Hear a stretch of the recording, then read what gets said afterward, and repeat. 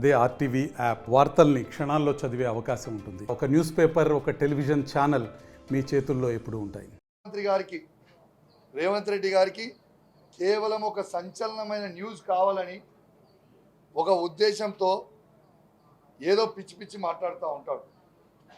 ఇవాళ ముఖ్యమంత్రి రేవంత్ రెడ్డి గారు తన స్థాయిని మర్చిపోయి నోటికొచ్చినట్టు మాట్లాడడం చాలా బాధాకరం అని చెప్పి సందర్భంగా తెలియజేస్తా ఉన్నాను.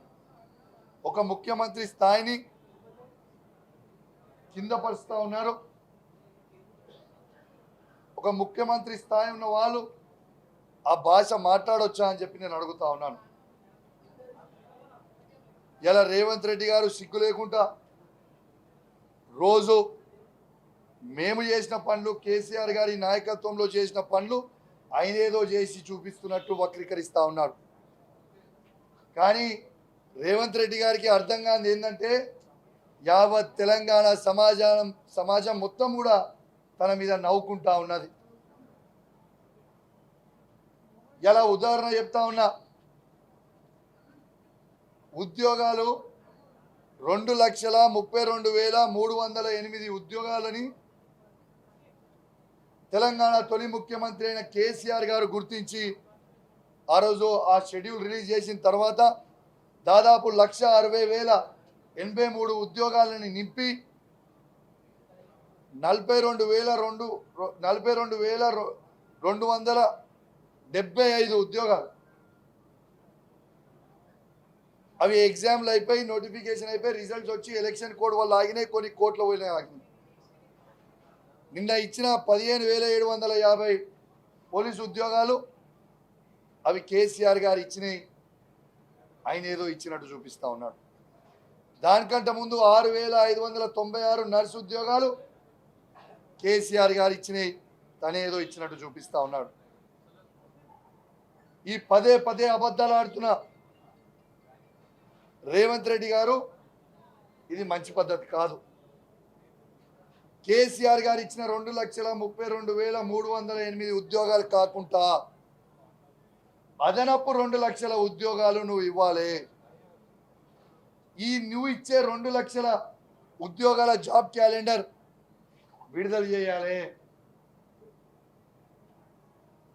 అసలు ఎంత జోక్ అంటే అయినది. మరి నువ్వు నోటిఫికేషన్ ఎప్పుడు ఇచ్చినావు? ఎగ్జామ్ ఎప్పుడు కండక్ట్ చేసినావు? నువ్వు ఏమి చేసినావు? మరి నువ్వు ఇచ్చినట్టు ఎట్లయితుంది? ఇది ప్రజలకి తెలియదా? ఉద్యోగాలు తీసుకున్న ఉద్యోగులకి తెలియదా? నీ చేతి మీద తీసుకున్న సర్టిఫికేట్ తీసుకున్న వాళ్ళకి తెలియదా ఇది కేసీఆర్ గారు ఇచ్చిన ఉద్యోగం అని? సిగ్గు లేకుండా అన్నీ పెట్టేసి ఇట్లా మాట్లాడడం చాలా బాధాకరం అని చెప్పి సందర్భంగా తెలియజేస్తా ఉన్నాను. ఇంకోటి మాట్లాడుతా నేను హరీష్ రావు గారి మీద ఔరంగజేబులాగా హరీష్ రావు ఉన్నారు అనేది మాట్లాడి, అసలు హరీష్ రావుకి సవాల్ విసిరింది ఎవరు? హరీష్ రావు గారికి సవాల్ విసిరింది ఎవరు? రేవంత్ రెడ్డి గారే కదా.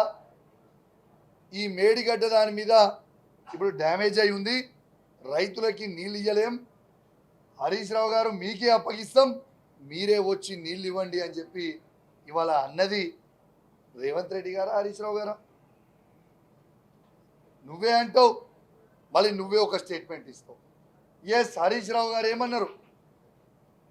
రేవంత్ రెడ్డి గారు మీకు చేతన కాకపోతే ముఖ్యమంత్రి పదవికి రాజీనామా చేయండి, నేను చేసి చూపిస్తానన్నారు రేవంత్ రెడ్డి గారు. మీరు విసిరిన సవాల్ని హరీష్ రావు గారు యాక్సెప్ట్ చేసిండు.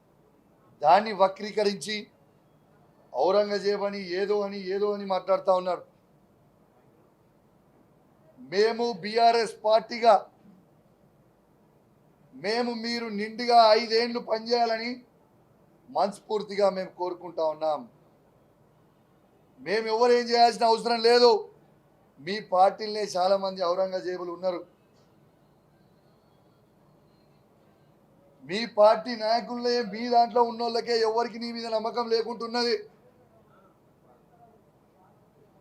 నీ అహంకారమైన మాటలకి ఖచ్చితంగా మీ మంత్రులు మీ ఎమ్మెల్యేలు నీకు రివర్స్ అయ్యే రోజు ఖచ్చితంగా వస్తుంది. మంత్రులు ఎమ్మెల్యేలే కాకుండా మీ క్యాడర్ కూడా నీకు రివర్స్ అయ్యే రోజు వస్తుంది.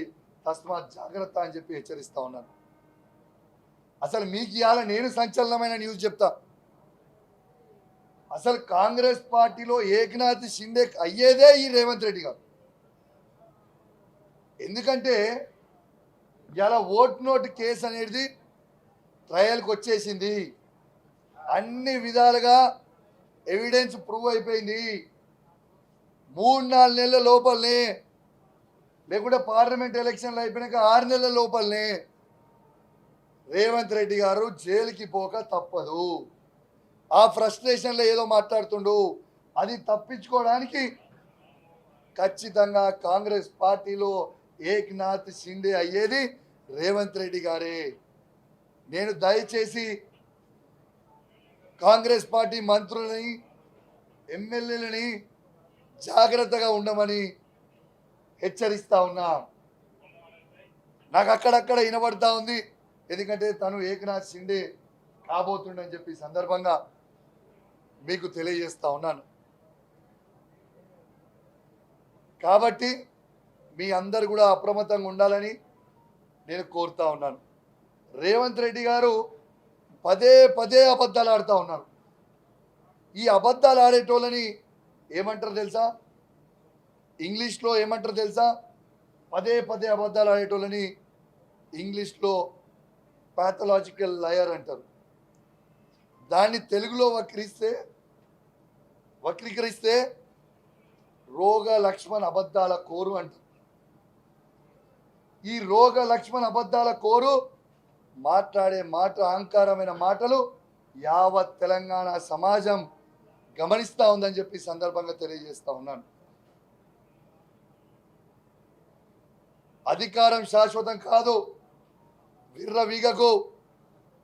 ఇప్పటికైనా ఈ రోగ లక్ష్మణ్ కోరు అబద్ధాల కోరు ఇప్పటికైనా తన పద్ధతి మార్చుకుంటే బాగుంటుందని తెలియజేస్తూ సెలవు తీసుకుంటా ఉన్నాను. జై తెలంగాణ, జై కేసీఆర్. మరిన్ని వీడియోస్ కోసం ఛానల్ ని సబ్స్క్రైబ్ చేయండి. లేటెస్ట్ అప్డేట్స్ కోసం వాట్సాప్ ఛానల్ ని ఫాలో చేయండి. అండ్ లింక్ డిస్క్రిప్షన్ లో ఉంది.